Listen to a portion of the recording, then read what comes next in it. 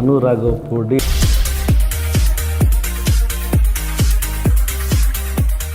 Hi, welcome to my show. And ఈరోజు మన ముందు ఈ మధ్యనే 21st రోజున రిలీజ్ అయిన పడి పడి లేచే డైరెక్టర్ హను రాఘవపూడి గారు మనతో ఉన్నారు. చాలామంది అడుగుతున్నారు నన్ను, ఆయన ఇంటర్వ్యూ ఎప్పుడు తీసుకుంటారు అని చాలా కామెంట్స్లో మెసేజ్లు వచ్చేవి. బట్ ఇన్నాళ్ళకి కుదిరింది నాకు. And welcome to my show sir. It's my pleasure. Okay, అంటే యాక్చువల్లీ ఇంటర్వ్యూ నేను చాలా ఎమర్జెన్సీ ఇంటర్వ్యూ అయిపోయింది ఇది నాకు. ఇప్పుడు రాత్రి 10 గంటలు అవుతుందండి. తను రేపు శబరిమల వెళ్ళాలి మార్నింగ్ ఫ్లైట్కి. అంత ఎమర్జెన్సీలో చేస్తున్న ఇంటర్వ్యూ. వీలైనంత క్రిస్ప్గా చేయడానికి ప్రయత్నం చేస్తాను. చాలా ఇన్ఫర్మేషన్ ఉంది, బట్ తొందరగా వెళ్ళాలి కాబట్టి క్రిస్ప్గా ఫినిష్ చేసే ప్రయత్నం చేస్తాను. ఓకే అండి, ఇప్పుడు ఇది మీ ఏంటి మాల ఫస్ట్ టైమా లేకపోతే ఇంతకుముందు ఎప్పుడైనా వేసారా? 7th time. ఓ, 7th టైం. ప్రతి సినిమాకి వేస్తారా? సినిమా కదా, నేను డిగ్రీ చదువుతున్నప్పటి నుంచి చేసుకునేవాడిని. ఎప్పుడు కుదిరితే అప్పుడు very often I used. Okay okay. Cinema గురించి మా డిగ్రీ ఫస్ట్ ఇయర్ నుంచి అలవాటు. Oh, very year. Okay okay. ఏం చాలా గ్లామర్ కనబడుతున్నారు అను. మిగతా ఇంటర్వ్యూ ఉన్నారు కదా, మరి చాలా గ్లామర్ కనబడుతున్నారు. అంటే నాకేంటంటే సినిమా స్టార్ట్ ఇప్పుడు ఈ సినిమా ఎగ్జాక్ట్ పిక్చర్ ఏంటి అంటే చాలామంది డిబేట్ టాక్ కొంతమంది అంటున్నారు, రకరకాలుగా వినబడుతుంది. ఏంటి అసలు ఎగ్జాక్ట్ స్టేటస్? ఇది పడి పడి లేచే మనసు అంటే జనరల్గా ప్రతి సినిమాకి నేననే కదండి, ఎవరు తీసిన సినిమాకైనా సరే కొంతమందికి నచ్చుతుంది, కొంతమందికి. మీ ఫేస్ చూస్తే నాకు అలా అనిపించట్లేదు. బయట విన్న టాక్కి ఇక్కడ రివర్స్ ఉంది. అంటే బయట నేను విన్న అంటే ఇప్పుడు జస్ట్ నేను రీసెంట్గా 2 days నుంచి ఐఎమ్ రోమింగ్ థియేటర్స్ అండి. జస్ట్ వాంట్ టు నో అంటే వేరే అమ్మాయి అని. అంటే ఈ వర్చువల్ వరల్డ్లో నుంచి కాసేపు బయట జనాలు, ఇప్పుడు virtual world in the sense like Twitter, Facebook, ఈ మాధ్యమంలో కాకుండా బయట జనాలు అంటే మ్యాన్ టు మ్యాన్ వాళ్ళ రియాక్షన్ ఎలా ఉంటుందో చూద్దాం. జనరల్గా నేను ఎప్పుడు చేయలేదు ఆ పని, నాకు ఇప్పుడు టైం దొరికింది లక్కీగా. ఓకే. సో నేను చాలా తిరిగాను అనమాట. తిరిగేసరికి డెఫినెట్గా ఏ సినిమాలో అయినా సరే 100% నచ్చే అంశాలు ఉండవు. 100% ప్రతి ఒక్కరిని సాటిస్ఫై చేయడం ఇంపాసిబుల్, అది కుదరని పని. సో అలాగా ఇప్పుడు నేను రీసెంట్గా ఈ 2 days నుంచి నేను రియలైజ్ అయింది ఏంటంటే, ఓకే నేను తీసిన సినిమా ఎవరి స్పేస్లో అయితే ఉందో వాళ్ళందరికీ మ్యాక్సిమం నచ్చింది. అంటే అలానే నేను పూర్తిగా అన్ని అంశాలు చాలా అద్భుతంగా ఉన్నాయని నేను చెప్పట్లేదు. ఉండొచ్చు కొన్ని చిన్న చిన్న ఇష్యూస్ ఉండొచ్చు కథలో. అవి ఏంటంటే సీజీ కొంచెం ఇది అవటం లాస్ట్ మూమెంట్లో టైం లాగా అది okay. But any given day ఇది సీజీ ఫిలిం కాదు.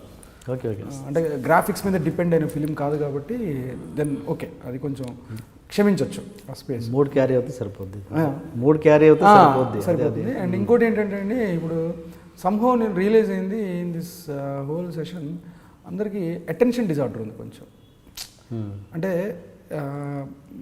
ఇదివరకు మనం సినిమా చూసిన రోజులు వేరేలాగా ఉండేవి. అంటే మనం థియేటర్కి వెళ్ళి కూర్చుంటే అక్కడ ఏం చెప్తున్నారో చూడడం అనేది మన ప్రాథమిక ధర్మం కింద ఫీల్ అయ్యేవాళ్ళం. అంటే ఆ కథ చూడటానికి అక్కడ ఆ సినిమాకి మనకి మధ్యలో ఉండే కనెక్షన్, మధ్యలో డీవియేషన్ లేదు ఏది. ఇప్పుడు ఏంటంటే మేబీ కాలానుగుణంగా చాలా మారుతాయి, అందులో ఇదొకటి. ఏంటంటే మనం చూసే టైంలో అక్కడ చెప్పేదానికంటే మన బ్రెయిన్ ఆలోచించడం ప్యారలల్గా జరుగుతుంది, థాట్ ప్రాసెస్.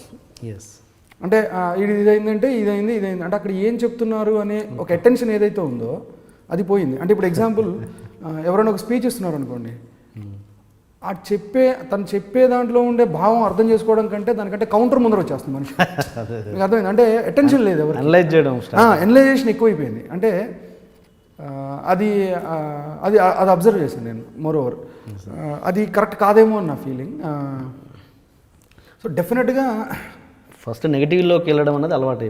అంటే ఎనలైజ్ చేయటం అంటే మనం చాలా గొప్ప అవతల కంటే అనే భావన ప్రతి ఒక్కరికి ప్రతి సందర్భంలో ఉంది. ఇప్పుడు చెప్పేవాడి కంటే వినేవాడు చాలా తెలియగలవాడు ఉంది పరిస్థితి. సో అది ఎంతవరకు కరెక్ట్ అనేది నాకు తెలీదు. మోర్ ఓవర్ అంటే డెఫినెట్గా పర్టికులర్లీ మొత్తం హోల్ కాంటెక్స్ట్ నేను పడి లేచే మనసుకి నేను రిలేట్ చేయగలిగితే అది ఆ క్యారెక్టర్ల పర్స్పెక్టివ్లో వాళ్ళ మధ్యలో ఉండే కథను మనం చూస్తున్నాం. మనకు అనుగుణంగా వాళ్ళు బిహేవ్ చేయరు, మన ఆలోచన విధానాలకు తగ్గట్టుగా వాళ్ళు. ఇట్స్ నాట్ ఎ తోలుబొమ్మలాట, అది వాళ్ళ కథ. ఒక సూర్య వైశాలి స్టోరీ, వాళ్ళ స్ట్రగుల్స్ ఏంటి, వాళ్ళ ఫీలింగ్స్ ఏంటి అనేది మనం అర్థం చేసుకోవడానికి ప్రయత్నిస్తే అందులోంచి ఒక కథ ఉంటుంది. అది ఓకే ఐ కన్సిడర్. ఇప్పుడు ఏదైనా ఒక చిన్న ఎపిసోడ్ కొంచెం లాగ్ అనిపించవచ్చు, బట్ అదేమి దాన్ని ఏమంటారంటే ఇట్స్ నాట్, అదేమి పాలలో వేసిన ఉప్పు కాదు. ఎస్ ఎస్ అవును, మీకు అర్థమైంది అది దాన్ని లాగేయకూడదు. దెర్ ఇస్ లాట్ ఆఫ్ ఇంకా చాలా చాలా మంచి ఎలిమెంట్స్ దాంట్లో చాలా ఉన్నాయి, అదర్ గుడ్ కంటెంట్ చాలా అది వదిలేసి ఇది ఒక్కటే హైలైట్ చేయడానికి ట్రై చేశారేమో అనిపించింది. ఇప్పుడు ఈ సినిమా ఏ రేంజ్ సక్సెస్ అనుకోవచ్చు? సక్సెస్ ఇన్ టర్మ్స్ ఆఫ్ మేము ఏదైతే టార్గెట్ చేసామో ఐ అచీవ్డ్ ఇట్ అండి. నేను అంటే అలా అని ప్రతి దాంట్లోంచి ప్రతిరోజు మనం ఏదో ఒకటి నేర్చుకోవాలి కూడా. అలా ఈ ప్రాసెస్లో నేను ఈ జర్నీలో ఈ ఆఫ్టర్ 21st నుంచి ఈ రోజు వరకు కూడా నేను చాలా విషయాలు నేర్చుకున్నా కొత్తగా. ఏదో ఒకటి ఉదాహరణ అంటే అదే ఇప్పుడు సింపుల్ ఎగ్జాంపుల్, నేను మనిషికి అటెన్షన్ తగ్గిపోయింది అన్న విషయం నేను ఇప్పుడు అర్థమైంది నాకు ఓవరాల్గా. నేను కొంతమందితో ఇంటరాక్ట్ అయ్యాను సినిమా చూసిన వాళ్ళతోటి. అంటే ఏది బాగాలేదు అంటున్నారు, ఏది బాగుంది అంటున్నారు అనేది జస్ట్ ఎనీ గివెన్ డే అది క్రౌడ్ తోటి రియాక్ట్ అయినప్పుడు నాకు వేరేలాగా ఉంది. నాట్ లైక్ ఏదో వర్చువల్ స్పేస్లో కాకుండా it was good education for me. అంటే ఓకే, అంటే నేను ఎక్కడైతే చాలా ఇది సోసోగా ఉంది, ఇది కొంచెం అనుకున్న దగ్గర చాలా ఎక్కువ అవుతున్నారు. అది నేను ఎప్పుడూ రియలైజ్ అవ్వాలి. అది నేను ఓహో ఈ పంచ్ ఈ ఏరియాలో చాలా ఇది ఉంది, నేను ఇది అర్థమవుతుందా. నేను యాక్చువల్లీ దాంట్లో అది ఉంటుంది, ఇది శిశుపాలుడు అనే టాపిక్. నేను జనాలకు అర్థం కాదేమో అని భయపడ్డాను. రాసేయడం అయితే రాసాను, తీసేయడం అయితే తీసాను, కానీ ఈ శిశుపాలుడు అనే ఒక క్యారెక్టర్కి కృష్ణుడికి ఉన్న రిలేషను, రుక్మిణికి ఉన్న రిలేషను ఇప్పుడున్న జనాలకి తెలుసా లేదా అనేది నేను చాలా భయపడ్డాను sir. But I was shocked, నేను షాక్ అయిపోయా. అలా వాళ్ళని తక్కువ అనుకోవడానికి ఏమీ లేదు, వాళ్ళ అటెన్షన్ని పెంచేంత గొప్పగా తీయాలి సినిమా వాళ్ళని. అంటే వాళ్ళ అటెన్షన్ ఎటు డైవర్ట్ అవ్వకుండా దాని మీదే ఆ డిజార్డర్ ఏదైతే, అంటే అది ఇప్పుడు డిజార్డర్ ఇప్పుడు కొన్ని రోజులకి అలవాటు అయిపోయినవి, అది డిజార్డర్లా కనిపించదు. అందరికీ ఉందనుకోండి, అది మనకు అనిపించదు. ఇప్పుడు నాకు ఉంది ఆ అటెన్షన్ డిజార్డర్. ఎక్కువసేపు అవతల వాళ్ళు చెప్తుంటే నేను వినలేకపోవచ్చు, అది అందరికీ ఉంటుంది. అదేంటంటే సినిమా విషయంలో వచ్చేసరికల్లా 2 గంటల పాటు నిశ్శబ్దం కదా, అది బ్రెయిన్ ఇంకా ఎక్కువ ఫంక్షన్ అవుతూ ఉంటుంది అని నాకు అనిపించింది. ఇప్పుడు మీరు ఇంతకుముందు అన్నారు నేనే గొప్ప అని అనుకునే భ్రమలోకి చాలామంది వెళ్తున్నారు, అలా అనలైజ్ చేయడం స్టార్ట్ చేస్తున్నారని.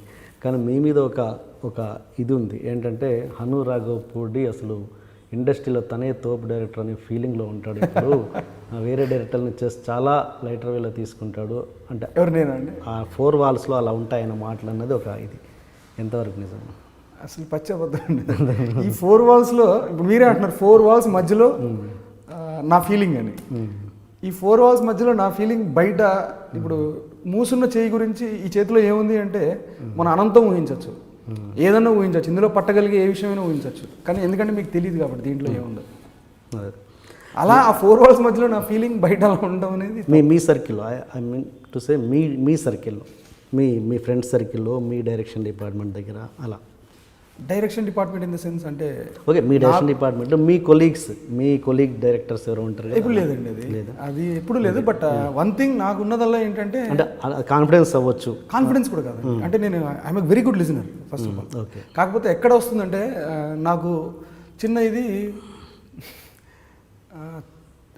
ఒక పని చాలా శ్రద్ధగా చేయాలని నా ఇంటెన్షన్. అంటే ఇప్పుడు సింపుల్ ఎగ్జాంపుల్, ఇప్పుడు ఫోన్ మాట్లాడుతూ టీ పెడుతున్నాం అనుకోండి, ఏదో పడుతూ ఏదో ఎక్కువైంది సంథింగ్, అప్పుడు హూమ్ టు బ్లేమ్? అక్కడ మనం టీ పెడుతున్నప్పుడు శ్రద్ధగా టీ పెట్టాలంటే మనం ఫోన్ మాట్లాడకూడదు, మనం ఫోన్ మాట్లాడుతున్నప్పుడు టీ పెట్టకూడదు. రెండిట్లో ఒకటి చేయాలి, విచ్ ఈస్ గుడ్. ఆ 2 కలిపి చేసినప్పుడు ఏదో ఒకటి పాడైపోద్ది. సో అక్కడ కోపం వస్తుంది. నాకు అది నచ్చదు. కోపం కాదండి, అది అంటే జనరల్లీ నేను బయట కూడా అంతే. నేను అలా చేయను, నాకు అలా చేస్తే నాకు నచ్చదు. అంటే 100% ఫోకస్ ఉండాలి చేసేదాని మీద అనేది. వాట్ ఎవర్ తప్పు అవ్వచ్చు, ఒప్పు అవ్వచ్చు అనేది నాది. నేను అసలు ఆ తోపు అన్న ఫీలింగ్ నాకు మీరు ఎవరినైనా అడగచ్చు నా సర్కిల్లో. లేదు, నాకు ఫస్ట్ టైం మిమ్మల్ని చూస్తున్నాను, అంటే నేను విన్నదానికి నేను చూస్తున్న దానికి చాలా తేడా ఉంది. అందుకని నేను అది క్లారిఫై చేసుకోవడానికి అడిగాను. అంటే చాలామంది, అంటే నాకు ఎప్పుడు మీ టాపిక్ వచ్చినా కూడా నేను ఇంటర్వ్యూ చేసే ప్రయత్నం కూడా ఇప్పుడు చేయలేదు యాక్చువల్గా సీరియస్గా మాట్లాడాలంటే, ఎందుకంటే ఇవి వినడం వల్ల రకరకాల సరేలే వచ్చినప్పుడు వస్తుంది చూద్దాం అన్నట్టుగానే ఉన్నాను తప్ప. అంటే ఏంటంటే నేను విన్నది ఏంటంటే హను రాఘవపూడికి యాటిట్యూడ్ ఎక్కువ, హెడ్ వెయిట్ చాలా ఎక్కువగా, ఇలాంటి టాక్సే నాకు ఎక్కువగా వినట్టే. అంటే ఎందుకు వస్తుంది ఇలాంటి టాపిక్, ఎందుకు వస్తుంది సార్? మనం ఇప్పుడు అది ఉందనుకోండి, అది ప్రతి చోట రిఫ్లెక్ట్ అవుతుంది. మైండ్ సెట్ అది, ఇప్పుడు మీరు చెప్తుంది ఒక మైండ్ సెట్, అది ప్రతి చోట రిఫ్లెక్ట్ అవుతుంది. సే దట్ ఇప్పుడు నాకు అది ఉందనుకోండి, నేను పని చేసిన వాళ్ళు ఎవరు నాతో మళ్ళీ తిరిగి పని చేయాలనుకోరు కదా. ఎస్, ఎనీ గివెన్ డే ఇప్పుడు నాతో మాట్లాడిన వాళ్ళు కానీ నాతో పరిచయస్తులు ఎవరైతే ఉన్నారో వాళ్ళు ఎవరు మళ్ళీ నాతో రిలేషన్ మెయింటైన్ చేయరు. అవును, అంతే కదా. Particularly when you're not in a good shape. Yes, నేనేం గుడ్ షేప్లో ఉండడానికి నేనేం బ్లాక్ బస్టర్లు తీయలేదు ఫస్ట్. నేను ఎప్పుడు అప్ అండ్ డౌన్ ఫిలిమ్సే ఉన్నాయి నా దగ్గర, నేను చేసినవన్నీ. సో ఆ టైంలో వీళ్ళందరూ ఎందుకు ఉంటారు నా చుట్టుపక్కల, నా శ్రేయోభిలాషులు ఎందుకు అవుతారు వాళ్ళు? నాకు అలాంటి ఫీలింగ్ ఉండుంటే, నా బిహేవియర్ అదైతే, వాళ్ళందరూ నాకు చాలా క్లోజ్. ఈవెన్ ఈ రోజు దగ్గర నుంచి నాని కావచ్చు, నితిన్ కావచ్చు, Nithin is very good friend of mind, Nani కావచ్చు, ఇప్పుడు శర్వా కావచ్చు, టెక్నీషియన్స్ కావచ్చు, నేను అందరితోటి రిపీట్ చేసే వర్క్ చేశాను. ఇప్పుడు చూస్తే ఈ మధ్య పర్టికులర్లీ అందరూ కొత్త వాళ్ళు. ఎక్కడ వస్తుంది నేను రిపీటెడ్గా విన్నాను, అందుకని అడుగుతున్నాను. రిపీటెడ్గా ఈ వర్డ్ విన్నాను అనమాట, ఎందుకు ఎక్కడ వస్తుంది అన్నది నా డౌట్ అంత. ఏమోండి, very good creation, fantastic creation. అది లేదండి అసలు, నా పర్సనాలిటీలోనే లేదు. నా ఫ్రెండ్స్ అందరూ కూడా చాలా కింద నుంచి ఉంటారండి, మొత్తం లైట్మెంట్స్ కూడా నా ఫ్రెండ్స్. బట్ ఇంకా నేను రివర్స్గా ఇంకోటి ఏంటంటే, అతనికి విపరీతమైన ఎఫెక్షన్, కేరింగ్ మైండ్ అన్నది మీ టీంలో చాలామంది నుంచి విన్నాను నేను. రెండు ఒక దగ్గర అంటే రెండు అది చెప్పారు, ఇది చెప్పారు, అలా ఇలాంటివి ఉన్నాయి అన్నది కూడా చెప్పారనమాట. అంటే కేరింగ్ అన్నది చాలా ఎమోషనల్ మనిషి, చాలా కేరింగ్ మనిషి. మరి అలాంటి అతనికి ఇలా ఏంటి అన్నది నా అది లేదండి. అంటే రెండు ఒక దగ్గర ఉండవు, ఒకరిలో రెండు కత్తులు ఉండవు. సో ఏదో ఒకటి అబద్ధం, ఏదో కేరింగ్ అన్నదని అబద్ధం, ఇదన్న అబద్ధం. ఓకే, అంటే ప్రొఫెషనల్గా మీరు అలా ఉంటారేమో, అది వాళ్ళకి యాటిట్యూడ్ లాగా కనిపించవచ్చేమో బహుశా. అంతే అంతే, సేమ్ ప్రాబ్లం నాతోటి కూడా ఉంది, అందుకని నేను రిలేట్ అవుతాను, అది నేను నమ్ముతాను. ఫస్ట్ ఆఫ్ ఆల్ నన్ను చూస్తే ఎవడైనా వీడికి బాగా బలుపు అనుకుంటారు. బట్ అసలు ఇన్నర్ స్పేస్ ఒక మనిషిని దగ్గర నుండి చూసినప్పుడే అది తెలుస్తుంది ఎవరికైనా, ఎనీబడి. ఓకే అండి, ఇప్పుడు మీ శ్రేయోభిలాషుల దగ్గర కూడా చాలామంది విన్నది ఏంటంటే, ఆయన చాలా ఇంటెలిజెంట్, చాలా ఇంటలెక్చువల్, చాలా విషయం ఉన్న మనిషి, బట్ అతను అనుకరణ అన్నది ఒకటి మానుకుంటే అతను గొప్ప సినిమాలు చేయగలడని విన్నాను. అనుకరణ మీన్స్ ఇంకా అనుకరణ అంటే మణిరత్నం గారిని కొంచెం ఫాలో అవుతారు అన్నది అది రెగ్యులర్గా వినపడేది. అది ఈవెన్ మొన్న ఏదో శర్వా ఇంటర్వ్యూలో శర్వానంద్ కూడా తెలంగాణ ఆంధ్ర తెలుగు మణిరత్నం అనేది అన్నారు. సో మీ ఫ్రెండే అన్నారు అది. అది ఏంటి, అది ఎందుకు పోగొట్టుకోలేకపోతున్నారు? అది అంటే ఇది నాకు రెండు రకాల ఎక్స్ప్రెషన్ ఉందండి నాలో. ఈ క్వశ్చన్ ఎప్పుడు వచ్చినా నాకు రెండు రకాలు ఉంటుంది. అంటే చాలామంది అడిగారు ఇది. మణిరత్నం గారి శైలికి నా శైలికి అసలు actually technically there is no relation. మీరు బయట నుంచి చూస్తే అసలు ఎక్కడ ఏ రకమైన అనుకరణ అంటే ఇన్ వాట్ సెన్స్ అండ్ అందాల రాక్షసులో ఆ షౌట్ వల్ల అన్నది ఫస్ట్ అనుకున్నారు అంతా. బట్ అది యాక్చువల్లీ టెక్నికల్లీ ఒక ఎర్రర్ వల్ల జరిగిన పని అది. ఓకే, మేము సౌండ్ని ఒక డిలేతో రికార్డ్ చేసాము, బట్ ఫైనల్ మూమెంట్లో అది ప్రాసెసింగ్ చేయడం కుదరలేదు. That will take lot of time అనమాట. అది అవ్వలేదు లాస్ట్ మూమెంట్లో. సో దాన్ని లేట్ మధుసూదన్ గారు ఈ try to match somehow, but అది మిస్ఫైర్ అయిపోయింది కంప్లీట్గా. అది అలా జరిగింది తప్పించి మిగతాది మీరు ఏది చూసినా అంటే ఇన్ సెన్స్ అంటే ఏది అంటే అది గొప్ప కంపారిజనే, బట్ మంచి కంపారిజనే, బట్ అది అంటే ఇట్స్ గుడ్. అంటే ఇది కూడా ఈ సినిమా చూస్తున్నప్పుడు కూడా నేను ఫస్ట్ హాఫ్ వరకు చూసి చాలా ఎక్స్ట్రాడినరీ ఫీల్ అయ్యాను, ఎగ్జైట్ అయ్యాను. అంటే ఈవెన్ ఆ మేకింగ్ స్టైల్లో నాకు అనిపించింది అంటే మణిరత్నం గారి సినిమా లాగా ఉంది. చాలా రోజుల తర్వాత మణిరత్నం గారు కూడా తీయలేని సినిమా ఈయన మళ్ళీ మణిరత్నం సినిమా చూపించారు అనే ఫీల్ అయితే నేను ఫీల్ అయ్యాను. ఏది పడిపడి లేచే వయసు ఫస్ట్ హాఫ్ వరకు, సెకండ్ హాఫ్లో చిన్న కన్ఫ్యూజన్స్ ఉన్నాయి, అది వేరు.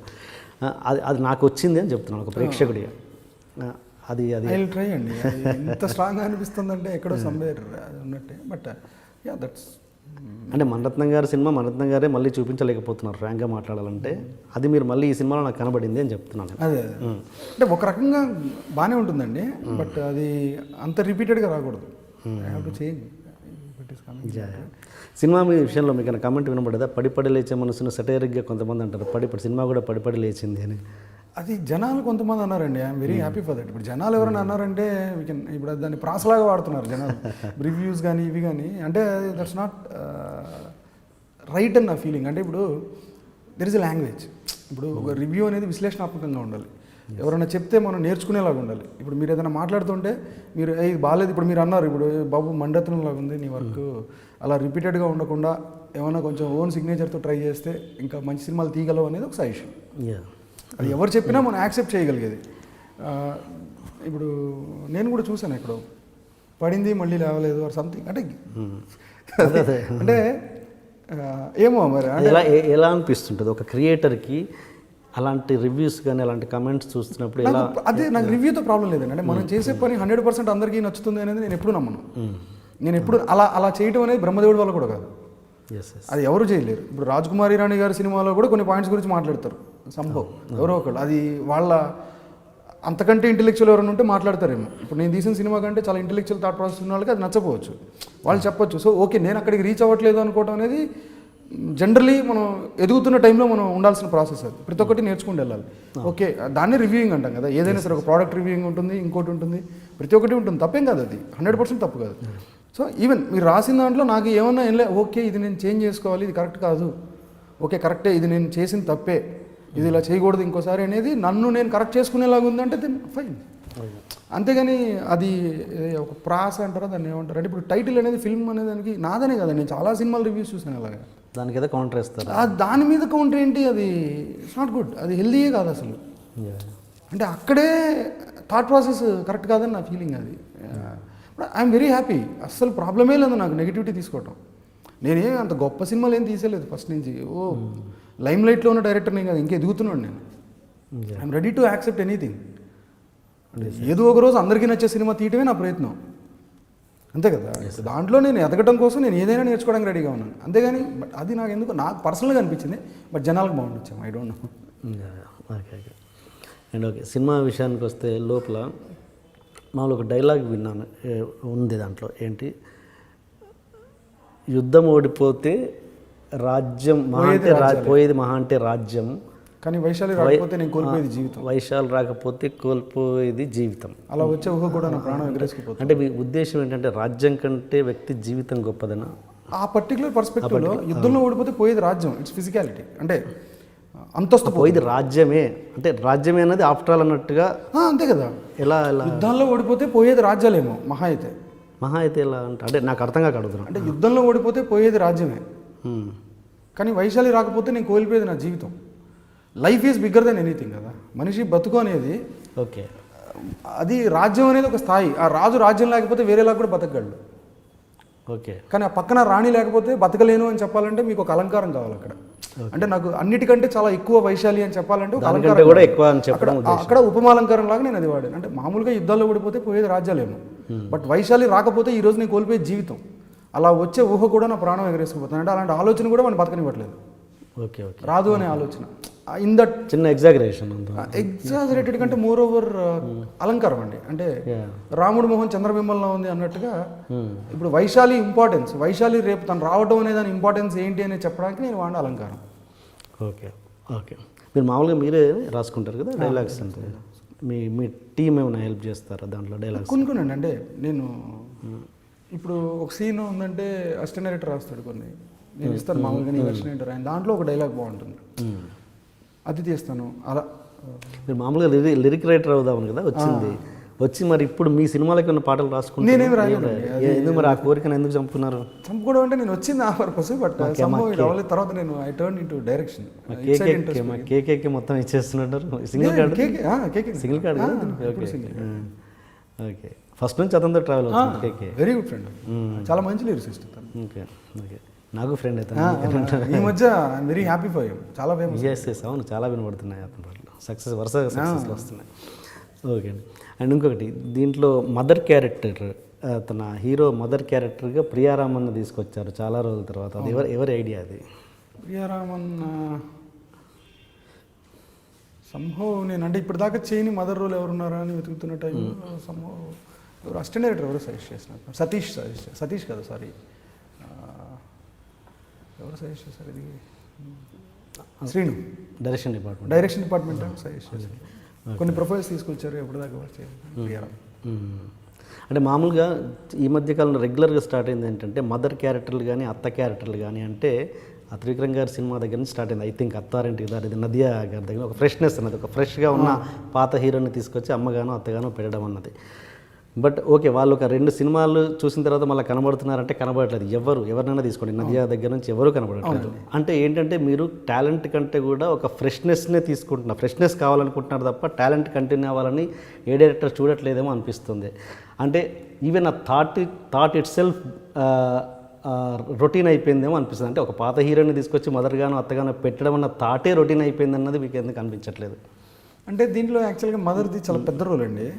ఫైనల్గా ఉన్న స్పేస్లో చాలా సీన్స్ వెళ్ళిపోయినాయి. ఆవిడ she did a fantastic job. మంచి యాక్ట్రెస్ కావాలి దానికి. అండ్ ఎందుకంటే ఫ్లాష్ బ్యాక్ స్టోరీ ఉండింది. అవును, ఇంకా 2-3 సీన్స్ కూడా ఉండాలి. But we didn't shoot it తర్వాత. ఓకే, అంటే కథకి ఆల్రెడీ ఉన్న లెంత్లో సరిపోతుంది దానికి అన్నదానికి వదిలేసాం. బట్ అదైతే డెఫినెట్గా కాదేమోనండి. అంటే అది అంటే ఉన్నాళ్లే ఉండాలి, పాత హీరోలు రావాలి కావాలని వెతికి తెచ్చుకోవడం అయితే వాస్తవం. అందరూ అదైతే కరెక్ట్. అది పాత హీరోలు ఎవరెవరు ఉన్నారా, ఇంకా వస్తున్నారు 2 సినిమాలతో అవుట్. అది వాళ్ళ అండ్ ముఖ్యంగా తన ఫాదర్ క్యారెక్టర్ చేసిన నాకు ఫెంటాస్టిక్ అనిపించేది ఈ సినిమా. ఆయన పేరు నాకు ఎప్పుడు గుర్తుండదు, పేరు సంపత్ గారు చాలా బాగా చేస్తారు, చాలా బాగుంది క్యారెక్టర్, చాలా బాగా చేశారు ఇప్పుడు. ఓకే అండి. అండ్ హను రాఘవపూడికి క్వాలిటీ, విజువల్ క్వాలిటీ ఇచ్చేంత గొప్ప పేరు ఎంత ఉందో, బడ్జెట్ పెంచే పేరు కూడా అంతే ఇదిగా ఉంది మార్కెట్లో. ఏంటి, ఎక్కడ తేడా కొడుతుంది? ఆయన బడ్జెట్ ఖచ్చితంగా అన్నదానికి మరీ డబల్ కాకపోయినా కొంత ఎక్కువ అవుతుంది. అంటే దీనికి 10 కోట్ల వరకు ఎక్కువైందని నేను విన్నది, అది ఎంతవరకు నిజం? కాదండి, అంత ఎక్కువ లేదు. ఎగ్జాక్ట్లీ మేము అనుకుని దిగింది 21 ప్లస్ సమ్వేర్ ఎక్కడ అనుకున్నాము 20 సమ్వేర్. ఇది సినిమా మొత్తం మీరు చూసే ఉంటారు, కంప్లీట్గా అవుట్డోర్ అండి. ప్రొడక్షన్ వాల్యూస్ సూపర్గా ఉన్నాయి, అవుట్డోర్.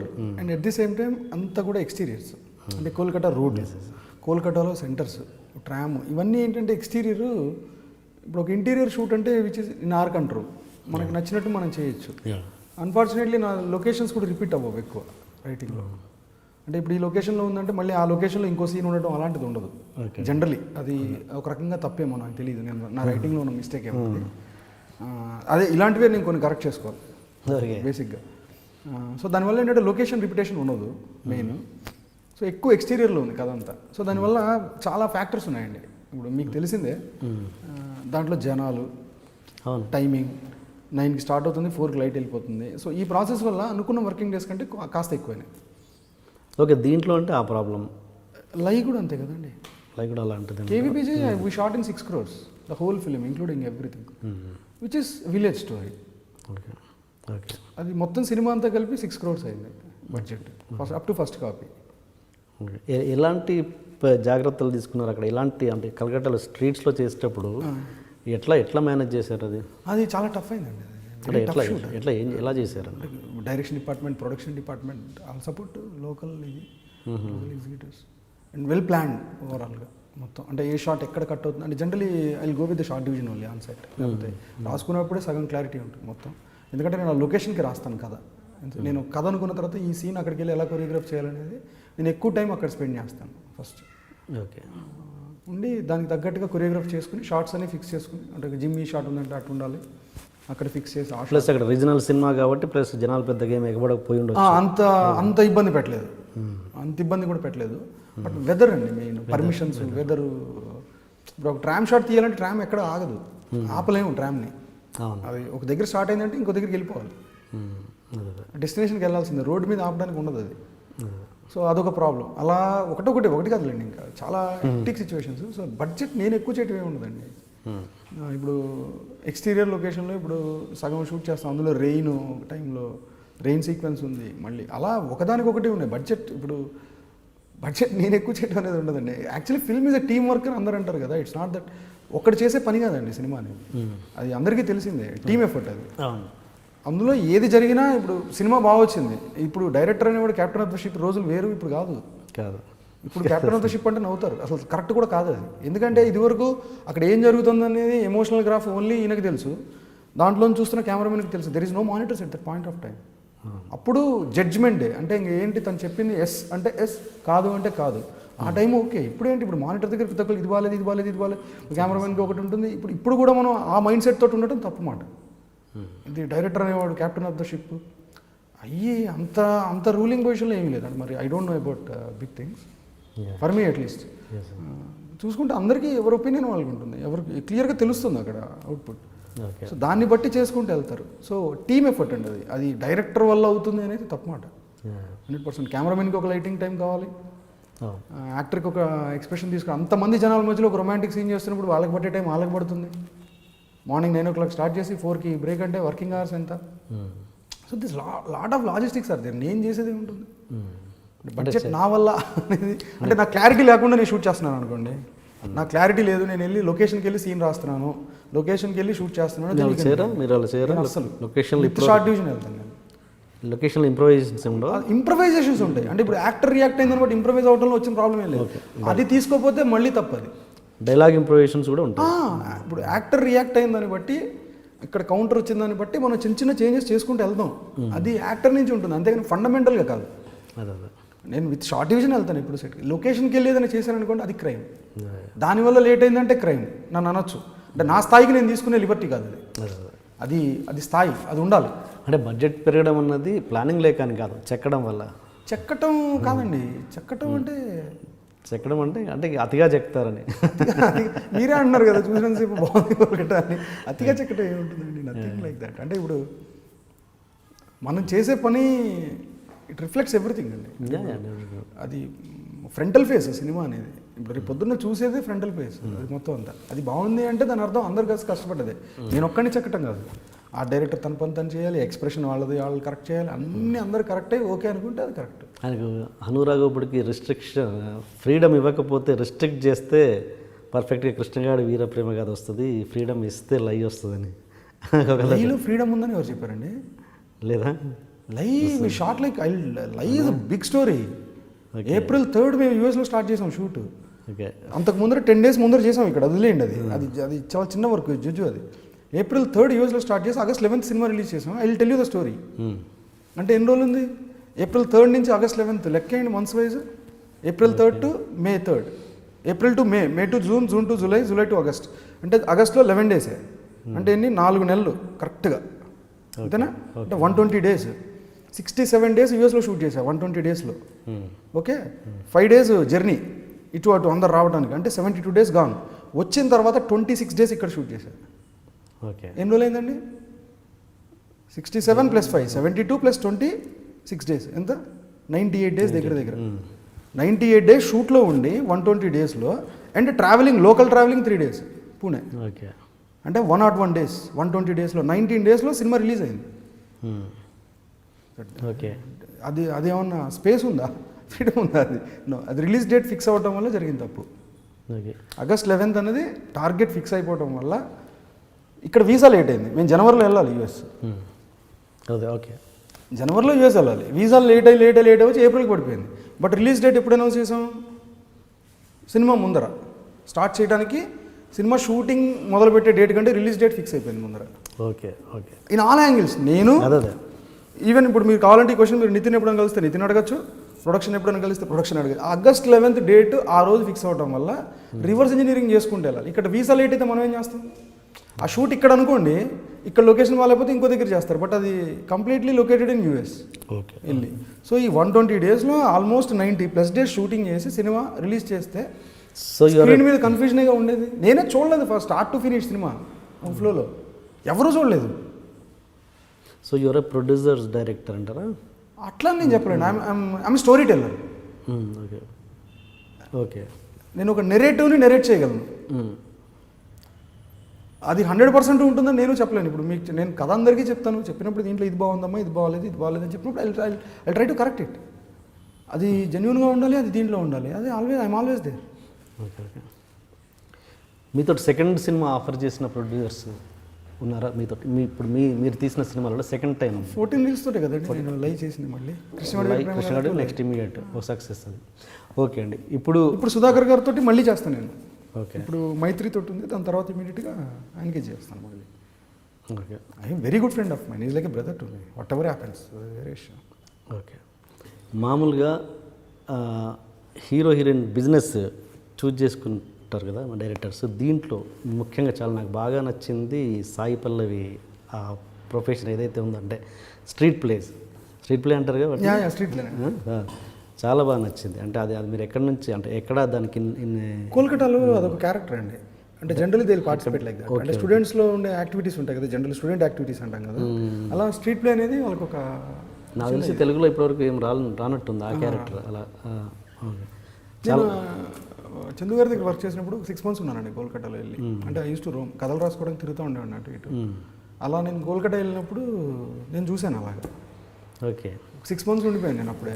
అంటే మామూలుగా ఒక బిజినెస్, ఒక ఆర్టిస్ట్కి బిజినెస్, సినిమాలో క్యారెక్టర్కి బిజినెస్ ఉండడం వేరు, అది ఆ సీన్స్లో కానీ సినిమాకి కనెక్ట్ అయ్యి ఆ ఎమోషన్స్ పండించడం వేరు.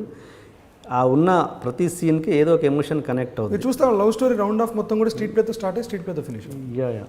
ఏదో ఒక ఎమోషన్ అక్కడ ఖచ్చితంగా ఉంటుంది. ఊరికే ఏదో బిజినెస్ పెట్టామా అంటే పెట్టాం కాకుండా అది చాలా బాగా వర్కౌట్ అనేది. చాలా మీరు చూస్తే సినిమాలో మనవాడు కొట్టుకుంటూ వస్తాడు ఒకరిని, విచ్ ఇస్ వైలెంట్. ఆ అమ్మాయి స్టాప్ వైలెన్స్ అన్న స్ట్రీట్ ప్లే తోటి ఆ అమ్మాయి ఉంటుంది. చూస్తే కనెక్షన్ ఎండ్ ప్లేకి వచ్చేసరికల్లా దేర్ ఇస్ ఇది మెడికల్ స్టూడెంట్స్ కదా వాళ్ళు, హార్ట్ ఎడ్యుకేషన్ గురించి వాళ్ళు చెప్తున్నారు, అండ్ దిస్ ఎ ప్రాబ్లమ్ అని తిని ఎంటర్ అవుతాడు. That is a round of. మీరు చూస్తే ఇంటర్నల్లీ స్టోరీ అదొక రౌండ్ ఆఫ్.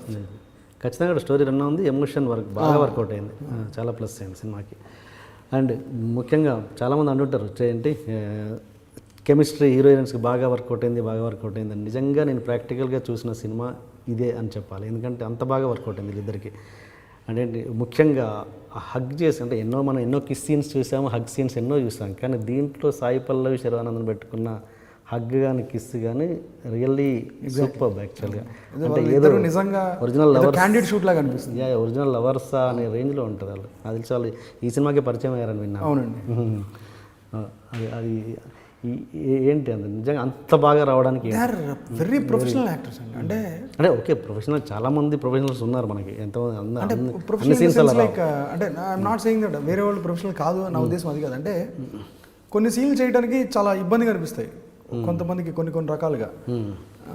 వాళ్ళిద్దరు చాలా ప్రొఫెషనల్. ఎందుకంటానంటే దేనో దాన్ని ఎలా రెండర్ చేస్తే అది వర్కౌట్ అవుతుంది అన్నది వాళ్ళకి తెలుసు. అంటే ఆ క్యారెక్టర్లు ఎలా రెండర్ చేస్తాయి, సూర్య వైద్యాలు ఎలా రెండర్ చేస్తాయి అనే విషయం వాళ్ళిద్దరికీ పిచ్చ క్లారిటీ ఉంది. సో వాళ్ళు అసలు ఎప్పుడు కూడా యాక్ట్ చేయలేదండి మొత్తం షూట్లో, ఒక్కసారి కూడా యాక్ట్ చేయలేదు వాళ్ళు. వాళ్ళ క్యారెక్టర్స్ బిహేవియర్ ఏదైతే ఉంటుందో అది అడాప్ట్ చేసుకున్నారు. వాళ్ళు అలా బిహేవ్ చేయడం మొదలెట్టారు. అప్పుడు ఏమవుతుందంటే ఇంకా మీరు చేసేది ఇంకా అది యాక్టింగ్ అవ్వదు, అది చాలా న్యాచురల్గా రెండర్ అయిపోతుంది. అది బాగా వర్కౌట్ అయింది వాళ్ళది. అది అసలు all great goes to them only.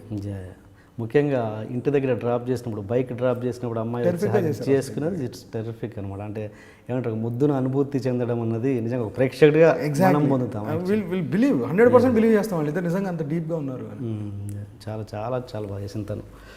పెద్ద రూమర్ ఈ సినిమాకి ఏంటంటే ఏదో చాలా రీషూట్లు చేస్తామని, ఆల్మోస్ట్ ఒక్క షాట్ కూడా రీషూట్ చేయాలి సినిమా మొత్తం. ఓకే, నెంబర్ ఆఫ్ టేక్స్ తీసుకున్న షాట్ ఏంటి? నెంబర్ ఆఫ్ టేక్స్ కూడా పెద్దగా అవన్నీ టెక్నికల్ ఇష్యూస్ అంటే ఉండొచ్చు, తప్పేం లేదు కదా, అసలు తప్పేం లేదు కదా. ఏం తీసుకుందని ఎక్కడంటే బాగా అంత ఇబ్బంది పెట్టిన షాట్ ఏముంది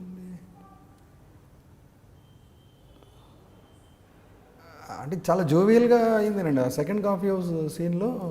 కొంచెం ఇట్ టుక్ టైం, ఎందుకంటే అమ్మాయి బాగా నవ్వడం, మేకింగ్ వీడియోలో కూడా ఉంటుంది, అది దగ్గర ఒక అరగంట షూట్ ఆపేయాల్సి వచ్చింది. అమ్మాయి నవ్వడం మొదలెట్టిందంటే ఇంకా అసలు కంట్రోల్ చేయలేదు. తను ఏంటి మామూలుగా మేకప్ హెవీగా వేసుకోదా, లేకపోతే అవి తెలిసేటట్టు కావాలని న్యాచురల్గా ఉంచాలని ఉంచుద్దా తను ఆ రెడ్ డిష్? అది అమ్మాయి పెద్ద మేకప్ అసలు యూజ్ చేయదు. బట్ ఈ సినిమాలో మీకు అది ఏం లేదే, ఉంటుంది ఏదో 1-2 చోట్ల.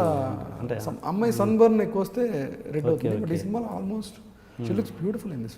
అలా ఉండడమే అది యాక్సెప్ట్ చేస్తారు, ఆడుతారు, కావాలనే ఉంచుకుంటారు. అలా అంతేనండి, అమ్మాయి చాలా న్యాచురల్గా ఉండడానికి ట్రై చేస్తుంది. అసలు తెచ్చిపెట్టుకున్న అందం అన్న అమ్మాయికి ఇష్టం ఉండదు, తెచ్చిపెట్టుకున్న పర్ఫార్మెన్స్ అన్న ఇష్టం ఉండదు అమ్మాయిని. అసలు మామూలుగా ఒక 3 మాస్టర్ బ్రెయిన్స్ కలిస్తే లేనిపోని ఈగోస్, లేనిపోని వర్క్ క్లాషెస్ వస్తుంటాయి. ఇక్కడ ఎలాంటి నాకంటూ ఈగో లేదు, అది అందరూ ఆపాదించుకున్నది. అనురాగపూడి అంటే ఆపాదించుకున్నది, బట్ అనురాగపూడికి అది లేనే లేదు అసలు. ఫస్ట్ మీరు అన్న అనురాగపూడి అని దాని అసలు ఐఎమ్ అంటే అర్థమైంది నాకు, అసలు అది జీరో స్పేస్లో ఉంది అది. ఇంకోటి ఏంటంటే నేను ఫస్ట్ అవతల మాటకు విలువిస్తాను, తర్వాత నా ఆలోచన ఏంటో చెప్తాను.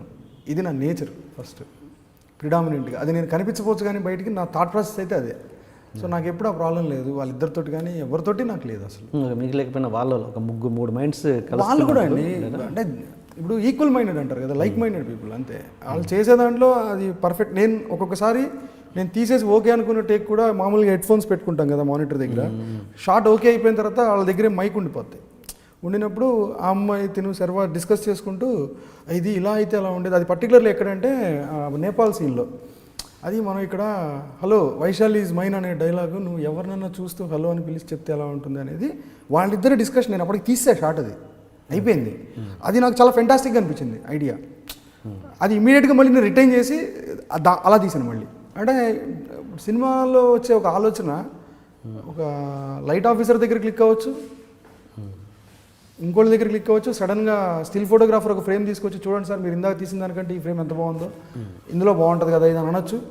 Everybody have the right. ఎందుకంటే దాన్ని బెటర్ చేయడానికి ఏ బ్రెయిన్ యూజ్ అయితే ఏంటి, అది ఓన్లీ డైరెక్టర్ చెప్పేదే కరెక్టు, హీరో చేసేదే కరెక్టు, హీరోయిన్ చేసేదే కరెక్ట్ అనే థాట్ ప్రాసెసే తప్పు నా దృష్టిలో.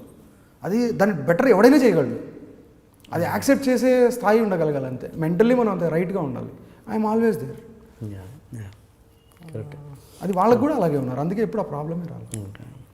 అండ్ ఈ సినిమాకి సంబంధించి సెకండ్ హాఫ్లో, ఫస్ట్ హాఫ్ మీద ఎవరికి పెద్దగా కంప్లైంట్స్ ఎవరికి లేవు నాకు తెలిసి. సెకండ్ హాఫ్లో అంటే స్టోరీని కరెక్ట్గా కొంచెం కన్ఫ్యూజ్ అయ్యాడు అనురాగపూడి అన్నది ఒక టాక్. అది చివరి వరకు అది కంటిన్యూ చేయలేకపోయాడు, ఎలా కరెక్ట్ ఫినిషింగ్ ఇవ్వలేదు, ఇలాంటి రకరకాల కామెంట్స్ అయితే వస్తున్నాయి. దాని మీద మీ ఎక్స్ప్లెనేషన్ అంటే కన్ఫ్యూజ్ అయ్యాడు అనేది ముఖ్యంగా. అది నేనేం కన్ఫ్యూజ్ అవ్వలేదండి, 100% నేను కన్ఫ్యూజ్ అవ్వలేదు. నన్ను చెప్పమంటే కొట్టే తెచ్చేలాగా నేను కట్ చెప్పగలను ఇప్పుడు కూడా. బట్ అది ఇంకా సినిమా థియేటర్లో ఉంది కాబట్టి నేను మాట్లాడలేకపోతున్నాను. నెక్స్ట్ టైం వచ్చినప్పుడు నేను మళ్ళీ చెప్తాను కావాలంటే. అది అసలు దాంట్లో కన్ఫ్యూజన్ అనేది అదే నేను అది అటెన్షన్ అనేది స్క్రీన్ మీద ఉంటే ఇంత కూడా కన్ఫ్యూజన్ లేదు స్క్రీన్ మీద.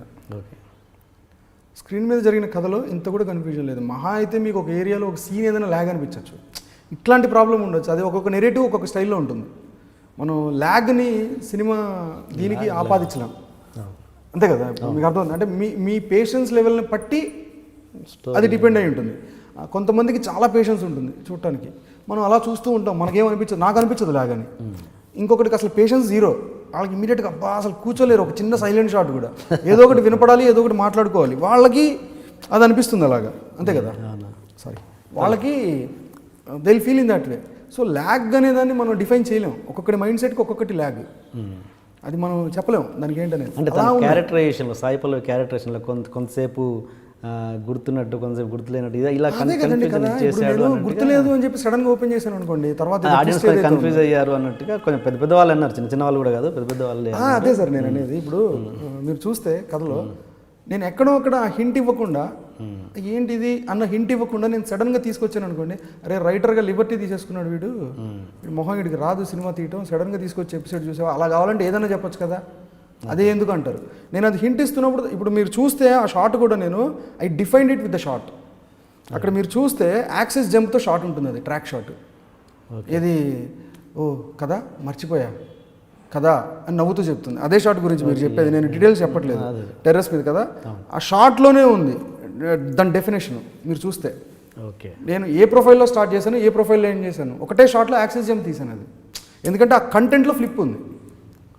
మీరు అబ్జర్వ్ చేయాలి దాన్ని. మీరు అబ్జర్వ్ చేస్తే దాంట్లో కన్ఫ్యూజన్ లేదు. ఇదే తర్వాత జరుగుతుంది. ఇదే ఉంది. నేను ఇది ఇక్కడ డిస్కస్ చేయకుండా నేను సడన్గా వచ్చి అక్కడికి వచ్చి టక్కన ఓపెన్ చేశాను అనుకోండి, అప్పుడేమంటారు, ఇక్కడ ఈ కన్ఫ్యూజన్ ఉంటేనే కదా అది కరెక్ట్.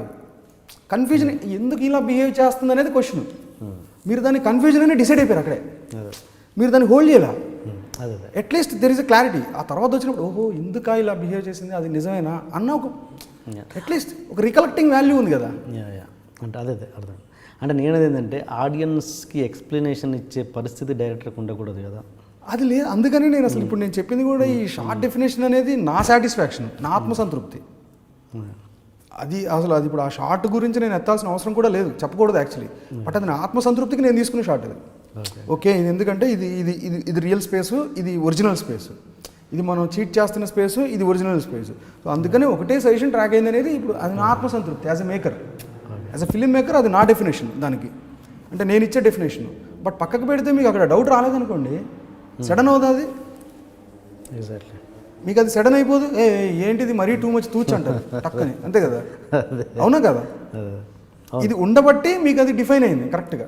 ఆ అటెన్షన్ మీరు చూసుకుంటూ వెళ్తే మీకు అన్ని చోట్ల ఉంటుంది. ఓకే. అండ్ ఒక షాట్లో, ఒక సజెషన్ షాట్లో వచ్చి హీరోకి ఒక అతను సిగరెట్ ముట్టిస్తారు, అది మీరే అని నాకు డౌట్ కాదా? అవునా? అవునా కాదా? కరెక్టా? క్లారిటీ జస్ట్ సజెషన్లో ఉంటాను. జేకే ఆ రోజు చాలా బలవంతంగా నన్ను చేయమన్నాడు, అది నువ్వే ఇవ్వు అని. ఎందుకంటే ఆ టైమింగ్ సెట్ అవ్వట్లేదు, అదేమో క్రౌడ్లో ఉంది షాట్, తొందరగా క్విక్గా చేసి వెళ్ళిపోవాలి అక్కడి నుంచి. అది 2-3 ట్రై చేసాం, ఎవరితో అవ్వలేదు. సరే నువ్వే వెళ్తే బెటర్ ఏమో, తొందరగా అయిపోద్ది షాట్ అన్నాడు. సో నేను అందుకని నాకు చాలా భయం, నేను ఎప్పుడు in front of the camera నేను చాలా వేస్ట్ ఫీల్, చాలా భయం నాకు. అందుకే తెలియకుండా అలా ఫేస్ సైజ్లో పెట్టి చేస్తాను. జగకృష్ణుడు క్యారెక్టర్ వేసాడు దీంట్లో. నాకు అసలు తను కెమెరా అన్న విషయం నాకు తెలియదు, ఆ క్యారెక్టర్ చూసి ఓహో మనోడా ఈ కెమెరా, నాకు ఫ్రెండ్, మంచి ఫ్రెండ్ ప్రొఫెసర్. అవును తెలుసు. తను దీని ప్రీవియస్ సినిమా ఏంటి? సినిమాలు నాకు తెలియదు, హిందీ సినిమా చేసాడని తెలుసు నాకు. తెలుగులో తను లాస్ట్ చేసింది అందరి బంధువయ్య అనుకుంటాను. Okay okay. అందరి బంధువయ్యానా? అందరి బంధువయ్య, మన శర్వానంద్ ఫిల్మ్, చంద్ర సిద్ధార్థ్ గారు. Okay okay. అండ్ ఇంకా మీ ఫ్యామిలీ విషయానికి వస్తే ఏంటి, మీరు మ్యారీడా ఏంటి? నేను మ్యారీడ్ అండి. మ్యారీడ్, పిల్లలు, బాబు కూడా 14 నెలలు, 14 months. ఓకే. ఏంటి మీరు ఇండస్ట్రీకి రాకముందు ఏంటి మీరు? నేను ఇండస్ట్రీకి రాకముందు నాది కొత్తగూడెం అండి, బేసిక్గా ఖమ్మం డిస్ట్రిక్ట్. నాది డిగ్రీ వరకు అక్కడే జరిగింది. నేను పీజీ ఎంసీఏ చేయడానికి హైదరాబాద్ వచ్చాను. ఓకే. అంటే డిగ్రీ వరకు కూడా నాకేమీ పెద్ద ఇండస్ట్రీ థాట్స్ అలాంటివి ఏం లేవు ఫస్ట్ నుంచి కూడా. ఓకే. కాకపోతే నాకు ఉద్యోగం అంటే చిన్న భయం, అంటే ఆ జాబ్ 9 to 6 అనే స్పేస్ ఏదైతే ఉందో అది నాకు, చిన్నపిల్లలు దెయ్యం అంటే భయపడతారు కదా, అక్కడ ఏదో బూచి ఉందంటే భయపడతారు, అంత భయం నాకు అది. బట్ ఇప్పుడు డిగ్రీ అయిపోయిన తర్వాత ఇంకేంటి, నెక్స్ట్ ఎడ్యుకేషన్ మన కెరియర్ని డిఫైన్ చేసేస్తుంది ఏదైనా. అది మా నాన్నగారు సింగరేణి కాలేజ్ అండి, రిటైర్డ్ ఎంప్లాయీ. మా మదర్ జ్యుడిషియల్ డిపార్ట్మెంట్లో చేశారు, చాలా మిడిల్ క్లాస్ ఫ్యామిలీ. సో ఇంకా అక్కడ భయం వేసి ఏదో చిన్నప్పటి నుంచి కొంచెం రైటింగ్ అలవాటు ఉండేది. ఓకే. సో ఇదేదో బెటర్ స్పేస్ అని చెప్పి వచ్చాను. అలాగే నేను చందు గారి దగ్గర జాయిన్ అయ్యాను. ఇండస్ట్రీకి వచ్చాక పెళ్ళైందా మీకు? మొన్న రీసెంట్ లాస్ట్ 2016లో అయిందండి మ్యారేజ్ నాకు. ఓకే. 2016. Okay okay. ఓకే. తను డాక్టర్. ఎక్కడ? ఇప్పుడు లేదండి, ఇప్పుడు బాబుతోటే ఉంది.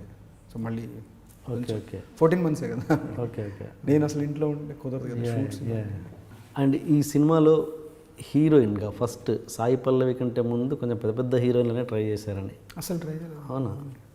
శర్వా ఏదో మొన్న ఏదో దాంట్లో అంటే నేను అది అసలు ఎవరు ట్రై చేయలేదండి ఫస్ట్ నుంచి. సాయి పల్లవి అసలు ఫస్ట్ థాట్ ఇదే Sai Pallavi. Try means at least థాట్లో. అమ్మాయి ఫస్ట్ సాయి పల్లవి గారిని పట్టుకోవడం అంటే ఫోన్లో దొరకడం కొంచెం కష్టమైంది. 4 days అలా ట్రై చేస్తుంటే అమ్మాయి ఏదో షూట్లో ఉంటుంది. సో అప్పుడు వచ్చిన ఆప్షన్ నజరియా అనుకున్నాం, అంటే నా మైండ్లో, అది ఎవరికి తెలియని కూడా తెలియదు. నజరియా చేస్తే అమ్మాయి అప్పటికి మానేసింది మొత్తం అంతా, మ్యారీడ్. అమ్మాయి చేస్తే బాగానే ఉంటుందేమో, ఇంకా ఆవిడ సాయి పల్లవి గారు దొరకకపోతే ఆవిడ అనేది ఆప్షన్. బట్ 4 days తర్వాత సాయి పల్లవి గారు టచ్లోకి వచ్చారు. దెన్ ఇంకా అక్కడి నుంచి ఒక మ్యారథాన్ అయింది ఆవిడ ఒప్పించి. ఆవిడ కోయంబత్తూరులో ఫస్ట్ ఇక్కడ చెప్పాను ఒకసారి కదా, తర్వాత అప్పుడు ఏం మెమరీ అండి బాబు, నేను చెప్పాను కదా as the scene by scene నాకు చెప్పింది ఆ అమ్మాయి. మళ్ళీ ఒక 10 days తర్వాత కలిసినప్పుడు తర్వాత ఇది కదా, ఇది తర్వాత ఇది కదా అని అయ్యే నేను షాక్ అయిపోయాను. అయిపోయి ఇంత ఆర్డర్ కంటెంట్. సో అలాగా ఫస్ట్ నుంచి వెళ్తాను సాయి పల్లవి. అండ్ ఈ సినిమాలో నాకు ఇంకో బాగా నచ్చిన క్యారెక్టర్ శత్రుది, చిన్న క్యారెక్టర్. వచ్చినట్టున్నాడు ఇక్కడే బయట. అవునా? ఫస్ట్ కలిసి వచ్చారా? శత్రు వచ్చాడు నాకు ఇప్పుడు వచ్చి ఉంటాడు ఇక్కడ. ఇక్కడికి వచ్చాడా? ఇక్కడ. అవునా? ఓకే. పిలుద్దాం అయితే సరదాగా. శత్రుని పిలవండి ఒకసారి, పిల్లండి ఎవరన్నా, పిల్లి ఒకసారి. సరే మళ్ళీ తర్వాత ఎప్పుడైనా చేద్దాం సెపరేట్. చాలా బాగా నచ్చింది, ఆయనతో కూడా చెప్పాను నేను మెసేజ్ చేసి. బాగుందంటే అతను ఇంతవరకు పెద్ద పెద్ద క్యారెక్టర్లు చేసినా కూడా ఇదేదో కొత్తగా ట్రై చేశాడు డైరెక్ట్. మరి అది ఎవరి థాట్ అది మీదే? ఓకే, బాగా చేశాడు కూడా అతను. నాకు బాగా ఇష్టం బ్రదర్ టైప్. ఓకే. అదే నాకు అందరు నా చుట్టుపక్కల పనిచేసే వాళ్ళంతా నా ఫ్రెండ్సే. ఏదో ఒక రిలేషన్ ఉంటుంది వాళ్ళతో, బ్రదర్ రిలేషను, ఫ్రెండ్ రిలేషను. నార్మల్గా ఎవరితోటి లేదు. ఇప్పుడు శర్వా కానీ నితిన్ కానీ. శత్రు హాయ్. నీ టాపిక్ వస్తే వచ్చిందంటే ఒకసారి మా ఆడియన్స్ కనబడిపో. అది చేయరు అక్కడ వేసే పర్లేదు, మెసేజ్లు ఏం చేయను. ఓకే, అనుకోకుండా మనకు శత్రు కూడా జాయిన్ అయ్యాడండి. తను యాక్చువల్ నిజంగా బాగా లైక్ చేశాను ఈ సినిమాలో, అదే ఆయనకు చెప్పాను.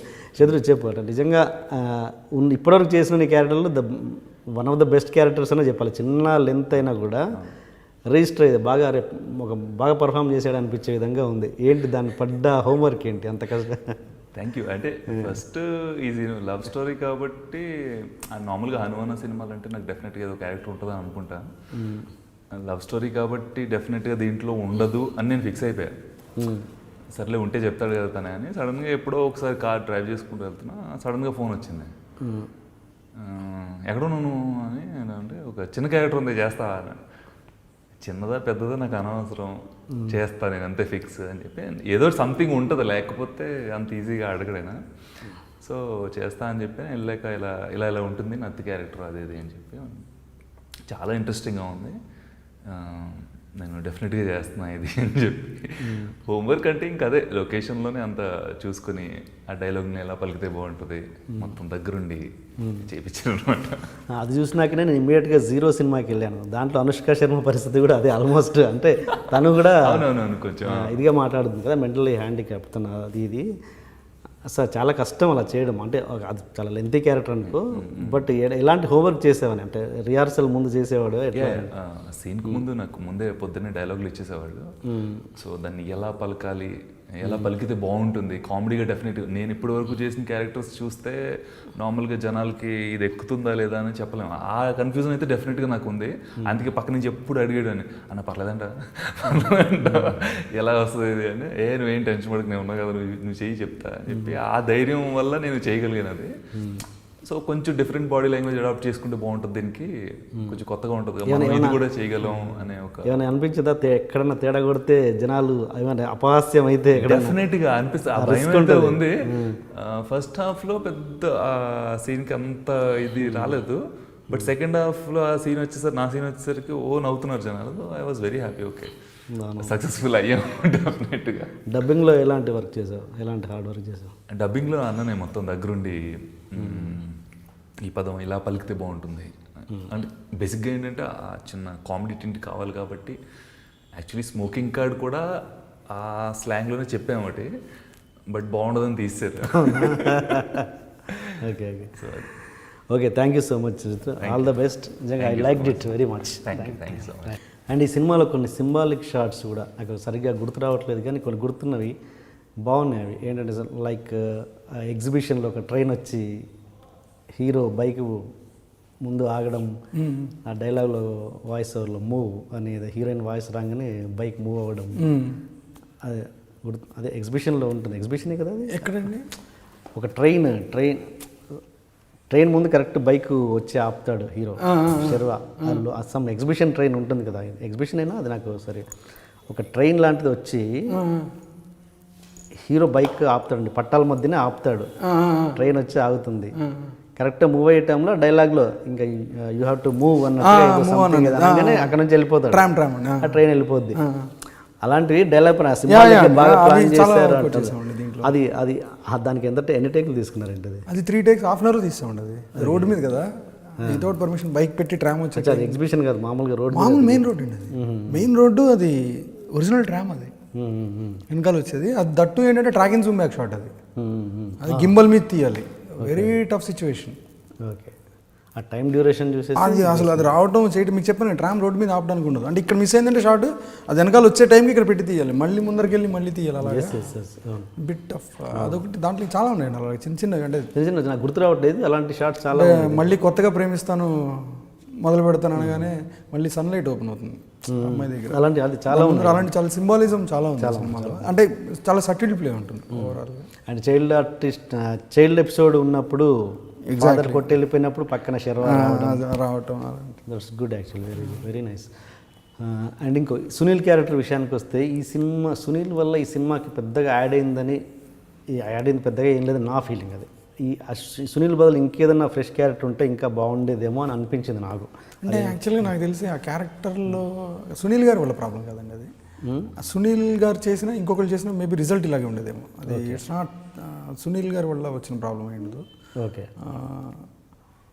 అంటే ఆయన అక్కడ అతను పర్ఫార్మెన్స్ వినట్లేదు, అక్కడ ఫ్రెష్గా ఏం ఫీల్ అవ్వలేదేమో, ఇంకేదైనా వేరే ఆర్టిస్ట్ ఉంటే ఫ్రెష్గా అది ఇద్దరు ముగ్గురు అన్నారండి, అది బట్ అది యాక్చువల్లీ క్యారెక్టర్ని కొంచెం బాగా రాసి ఉంటే బాగుండేది ఇన్ఫ్యాక్ట్. అంటే దట్ బ్లేమ్ ఐ షుడ్, నేను తీసుకోవాలి ఆ బ్లేమ్.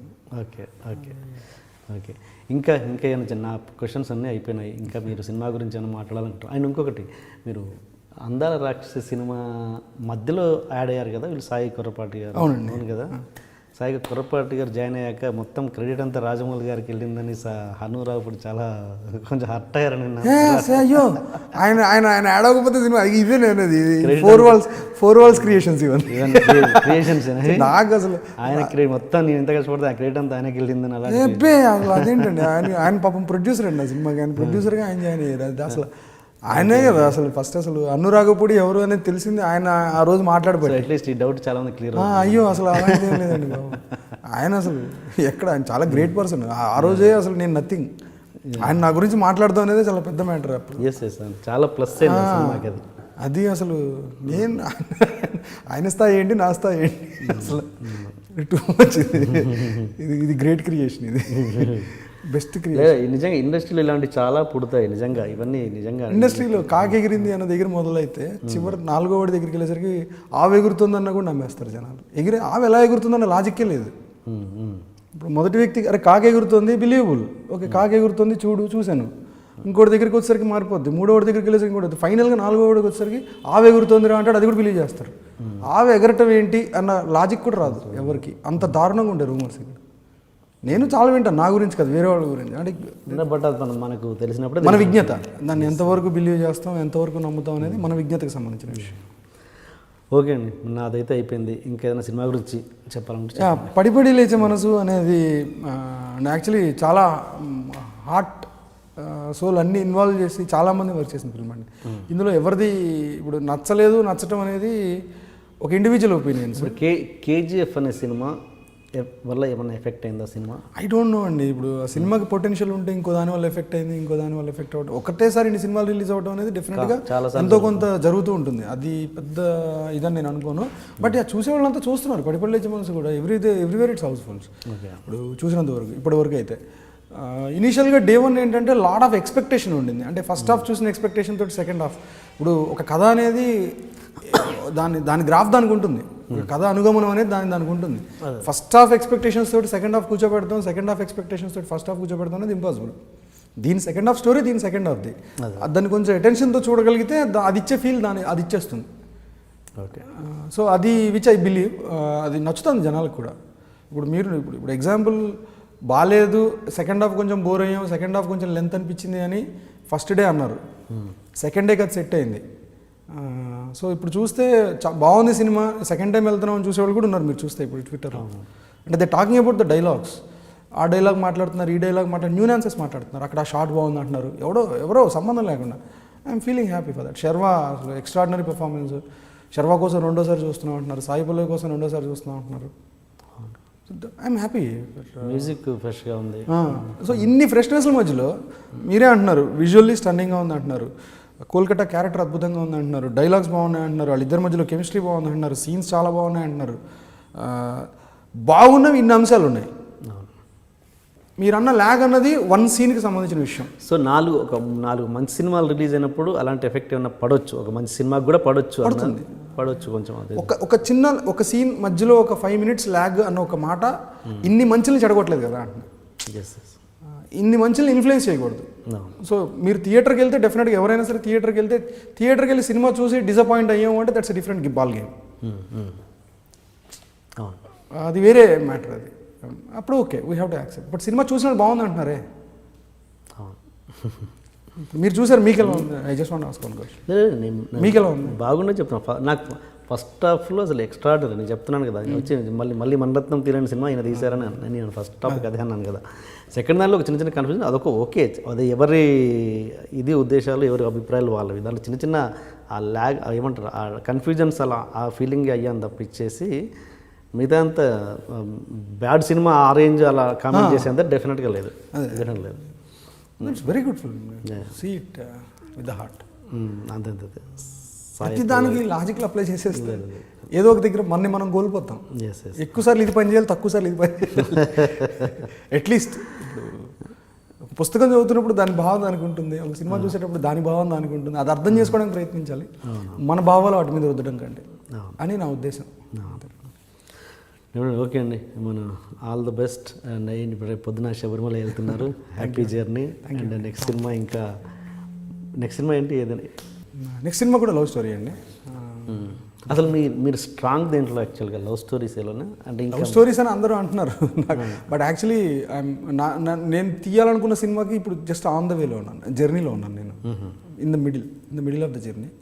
ఓకే, అలానే అవేవో పెద్ద అవో ఎక్స్ట్రాడినరీ నా మనసుకు నచ్చే సినిమాలు. అంటే నాకు క్రైమ్ చాలా ఇష్టం, బాగా తీయగలను నాకు తెలిసి. అంటే ఆల్రెడీ ప్రాజెక్ట్ ఓకే అయిపోయిందా? అప్పుడు నెక్స్ట్ ఓకే అయిపోయింది. హీరో అనేది ఎవరు తెలియదు ఇంకా, ఇప్పుడు చూడాలి ఎప్పుడు వెళ్ళి దానికి. లైవ్ తర్వాత మీ స్టేటస్ ఏంటి ఎగ్జాక్ట్, మీ మైండ్ స్టేటస్? ఒక 1 వీక్ నా మీద నాకు చాలా కోపం వచ్చిన సందర్భం. 1 వీక్ దగ్గర ఉండింది. ఎవ్రీబడి అందరి పరిస్థితి ఎవరి మీద వాళ్ళ కోపం, ప్రొడ్యూసర్కి వాళ్ళ మీద వాళ్ళ కోపం, నితిన్ మీద కోపం, నాకు నా మీద కోపం. ఎందుకంటే అరే అనవసరంగా 11th అనే దాంతో లాక్ అయ్యామే అని. అది రియలైజేషన్ తర్వాత అందరిది, ప్రతి ఒక్కరిది. ఎందుకంటే లేకపోతే చూసి కరెక్ట్ చేసుకునే అవకాశం ఉండేది. అంటే దీంట్లో ఇక్కడ ఇది మిస్ అయింది, లింక్ ఇక్కడ మిస్ అయింది, అసలు ఏం తెలియదు, అలా వెళ్ళిపోయింది అంతా. అది ఆ రిలీజ్ ప్రెషర్ వల్ల జరిగింది. అది అందరం రిలీజ్ అయ్యాము, అది ఎవరికి వాళ్ళు. సో అది 1 వీక్ చాలా ఇబ్బంది పడిపోయాను నేను. అంటే చాలా మంచి కాదండి అది, మీరు చదివితే స్టన్నింగ్గా ఉంటుంది. కొన్ని నేను ట్రాన్స్లేట్ చేయలేకపోయా. ఓకే, అంత కంటిన్యూస్ షూట్లో ఏమి ఉండదు కదా అసలు, కనీసం ఒక రోజు కూడా ఇది అవ్వకుండా. ఓకే, ఈ సబ్జెక్ట్ పరంగా పక్కన పెట్టేస్తే ఆ ఫ్లాప్ తర్వాత మీ మైండ్ స్టేటస్ అంటే నేను ఏంటంటే మిమ్మల్ని చూసే ఇండస్ట్రీ వాళ్ళు మిమ్మల్ని చూసే తీరు మారింది, అలాంటివి ఏమైనా ఫేస్ చేశారా మీరు? నెక్స్ట్ మీకు డేట్స్ పట్టుకోవడంలో కష్టం? నాకు అసలు ఏమీ అవ్వలేదండి. ఇప్పుడు కూడా నాకేం ప్రాబ్లం లేదు. వేరే హీరోలకు స్టోరీ చెప్పారా శర్వా కాకుండా? లేదండి, నాకు సుధాకర్ గారు ప్రొడ్యూసర్. దాని తర్వాత ఇప్పుడు కేవీపీ డైరెక్ట్ మీరు ప్రయత్నం చేయకుండానే ఇది వచ్చింది. మీరు ప్రయత్నం ఎప్పుడు ఉందండి. ప్రయత్నం అంటే నేను అలీగా ఇప్పుడు ఏంటి అని స్ట్రగుల్ లేదు, అసలు స్ట్రగుల్ ఇప్పుడు కూడా లేదు. వేరే హీరోల దగ్గరికి వెళ్ళి వాళ్ళు రిజెక్ట్ చేయడం లైవ్ తర్వాత అస్సలు లేదు. లైవ్ తర్వాత నితిన్ కూడా రెడీగా ఉన్నాడు ఇమీడియట్గా చేయడానికి. ఓకే, బట్ నేనే ఇమీడియట్గా వద్దు స్వామి మీరు ఆగండి, మళ్ళీ చేద్దాం మనం, ఓకే నెక్స్ట్ అని చెప్పి నేను అప్పుడు తర్వాత ఇమీడియట్గా నేను సుధాకర్ గారితో అనుకుంటా శర్వాని కలిశాను. శర్వా నాకు 15 years నుంచి ఫ్రెండ్. ఓకే, ఎప్పటి నుంచో అనుకుంటున్నాను చేద్దామని, బట్ ఇప్పుడు కుదిరింది మొన్న. లవ్ స్టోరీ చేద్దామని నేను వేరే కథతో వెళ్ళాను యాక్చువల్లీ. ఇదొద్దు స్వామి మన లవ్ స్టోరీ చేద్దామంటే నేను దెన్ ఐ స్టార్టెడ్ రైటింగ్ పడిపల్లి లేచాము. సో ఓకే, అది అసలు ఎప్పుడు ఆ స్ట్రగుల్ ఎప్పుడు లేదండి. అది లైవ్ తర్వాత నా మీద నాకు కోపం ఉన్న సందర్భం ఇప్పుడు కూడా. ఇప్పుడు నాకు చాలామంది ఫోన్ చేశారు, ప్రొడ్యూసర్స్ చేశారు, కొంతమంది హీరోలు చేశారు, ఐ కెనాట్ నేమ్ దెమ్. నాకు అలాంటి ఒక లవ్ స్టోరీ కావాలి, చేద్దాం మనం. ఇది పడిపడి లేచే మనసు బాబాయ్. సెకండ్ హాఫ్ ఆ ట్రీట్మెంట్తో కాకుండా కొంచెం ఫస్ట్ హాఫ్ ఉంటుంది చూసి ఆ ఫ్లేవర్లో చేద్దామని చేసిన చాలామంది ఉన్నారు. ప్రొడ్యూసర్స్ ఉన్నారు, హీరోలు ఉన్నారు. మీరు మామూలుగా ఆడిషన్స్ అంటే ఇష్టపడరంట, ఎందుకు ఆడిషన్స్? నేను బిలీవ్ చేయనండి ఎందుకు అన్నదాన్ని. అంటే ఫుల్ పొటెన్షియల్ ఉండదు ఆడిషన్లో ఇప్పుడు. అంటే ఇప్పుడు మనకి ఒక కనెక్షన్ ఉంటుంది. ఇప్పుడు ఎగ్జాంపుల్ ఒక యాక్టర్ తోటి నేను ఇప్పటివరకు ఎవరికి చేయలేదు ఆడిషన్ లాగా. నేను ఆల్రెడీ ఫిక్స్ అయిన తర్వాత చేశాను. ఎలా తెలుస్తుంది వాళ్ళంటే వాళ్ళ పొటెన్షియల్ అంటే వాళ్ళ వీడియోస్ వల్ల కాన్ఫిడెన్స్ అండి. అంటే ఇప్పుడు మీతో మాట్లాడుతున్నాను అనుకోండి, నేను కాకపోతే చాలా డీటెయిల్గా తెలియకుండానే నేను మాట్లాడతాను వాళ్ళతోటి. వాళ్ళ కాన్ఫిడెన్స్ ఫుల్ చేయడం, నాకు కాన్ఫిడెన్స్ అర్థమైపోయిందంటే కనుక దెన్ వాళ్ళ ఆర్టిస్ట్ కాకపోయినా కూడా మీరు నేను ఇప్పుడు దాకా మీరు చూస్తే నేను వర్క్ చేసినంత కొత్త వాళ్ళతో అండి. ఈవెన్ అందాల రాక్షస్ అయితే అసలు కంప్లీట్ టెక్నీషియన్స్ యాక్టర్లు అందరూ కొత్త వాళ్ళే, అందరికీ డెబ్యూట్ ఫిల్మ్ అది. But everybody did there extreme. అంటే ఆడిషన్స్ మీరు నమ్మరా? నేను నమ్మనండి ఆడిషన్స్, నేను బిలీవ్ చేయను. ఆడిషన్స్ అనేది నేను బిలీవ్ చేయను. ఎందుకంటే దానిలో అది రెస్ట్రిక్టెడ్ ఎన్విరాన్మెంట్. యాక్టర్ని తీసుకెళ్ళి రెస్ట్రిక్టెడ్ ఎన్విరాన్మెంట్లో కూర్చోబెట్టి ఇప్పుడు చెయ్యి నువ్వు ఏం చేస్తావు చూస్తాను అని వాళ్ళు చేసిందని అక్కడ జడ్జ్ చేయడానికి వాళ్ళు చేసేది 100% కాదు. ఆడిషన్స్ అంటే ఫుల్ ఫ్రీడమ్ కదా యాక్చువల్గా, అయితే వాడు ఇష్టానికి చేసుకోవచ్చు కదా. అట్లాంటి ఆడిషన్స్ కాదండి నేను అనేది. ఇప్పుడు ఆడిషన్ అట్లా అంటే నేను ఇప్పుడు ఎగ్జాంపుల్ వాళ్ళు బాగా ప్రిపేర్ అయింది ఎక్స్ట్రాడినరీగా పెర్ఫామ్ చేస్తారు వచ్చి, తర్వాత వేరే తీస్తే నేను అది చేయను అసలు. అందుకనే ఇప్పుడు వాళ్ళకి నేను ఇప్పుడు ఎగ్జాంపుల్ ఒకటి ఇచ్చామనుకోండి, ఏదన్నా నేను ఫిక్స్ అయిన తర్వాత చేసేది, యాక్టర్గా కన్ఫర్మ్ అనుకున్న తర్వాత నేను చేసేది నా సినిమాలో ఒక సీన్ ఇచ్చి చేయమంటాను.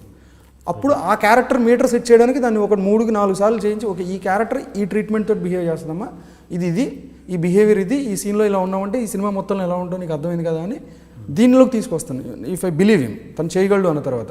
అంతేగాని తను చేసిన యాక్టింగ్ని బేస్ చేసి మనం దీన్ని తీసుకుందాం అనే ప్రాసెస్ నేను బిలీవ్ చేయను. ఎందుకంటే 4 గోళ్ళ మధ్యలో ఒక కెమెరా పెట్టి నువ్వు ఇప్పుడు ఇక్కడ ఎవరు లేరు, నువ్వే ఊహించుకో ఒక అమ్మాయితో మాట్లాడుతున్నావు అని, నువ్వే చెయ్యి అంటే దాంట్లో తను 100% తన ఎక్కడి నుంచి ఇస్తాడు, ఎన్విరాన్మెంట్ లేకుండా చుట్టూ.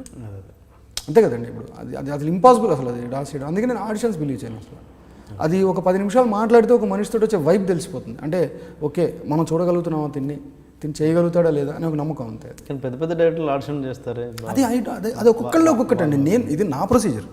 ఇప్పుడు ఒక్కొక్కళ్ళు ఒక్కొక్క తీరు. ఇది నేను నమ్మను, నేను బిలీవ్ చేయను. అది చూస్తే తెలిసిపోతుంది అంటే వాళ్ళ టింట్ ఏంటనేది. నేను కంఫర్ట్ అక్కడ, మేబీ నేను అక్కడ స్ట్రాంగ్ ఏమో. ఓకే మీ స్టైల్కి తమిళ్ ఇంకా బాగా వర్కౌట్ అవుతుంది. బైలింగల్ ఎందుకు చేయకూడదు మీరు? ఏమో అండి, యాక్చువల్గా ఏమో ట్రై చేయించాము. నెక్స్ట్ ఫిల్మ్ అనుకున్న దాన్ని బట్టి ట్రై చేస్తాం. చాలామంది అన్నారు ఇది అంటే చేయొచ్చు, బైలింగ్వల్ వర్కౌట్ అవుతుందని. కథ కూడా అలాగే ఉంటుంది నెక్స్ట్ చేయబోయేది. Definitely I try. All the best అండి. మీ గురించి ఇంకా డీటెయిల్గా నేను స్క్రిప్ట్ సైడ్ నుంచి ప్రతిదీ పిన్ పాయింట్గా మిమ్మల్ని ఇంటర్వ్యూ చేయాలనుకున్నాను, బట్ ఈసారి కుదరలేదు. నెక్స్ట్ దానికి ఖచ్చితంగా మనం మంచి ఇంటర్వ్యూ చేద్దాం. నేను నేను ఇంకా సాటిస్ఫై అవ్వలేదు ఇంటర్వ్యూ. ఇంతకీ నా మీద రూమర్స్ అని మీకు క్లియర్ అయ్యేది? నాకు అవసరం లేదు. జనాల దృష్టిలో అట్లీస్ట్ మీ ద్వారా నేను క్లియర్ అవుతే అది చాలా హ్యాపీ. అందుకే ఈ ప్లాట్ఫామ్, అంతకుమించి ఏం లేదు. థ్యాంక్ యూ అండి. థ్యాంక్స్ అండ్ థ్యాంక్ యూ అండి. Next project. Generally I use to watch your all interviews. Thank you. Happy journey. Thank you. స్వామి శరణం అండి. Thank you.